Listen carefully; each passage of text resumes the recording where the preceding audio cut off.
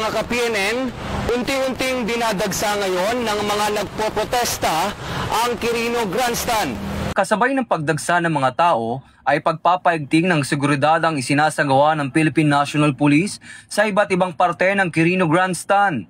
Kaagapay ng kapulisan sa pagpapanatili ng kaayusan ang Philippine Army, Philippine Coast Guard, Bureau of Fire and Protection at iba't ibang ahensya ng pamahalaan. Mayroon ding naka-standby na medical unit ang PNP na makakatulong sa mga emergency situations sa 3 araw na protesta. Patuloy naman na nagpapaalala ang PNP na sumunod sa mga alituntunin ng mga otoridad upang maiwasan ang hindi kanais-nais na insidente at hindi inaasahang disgrasya.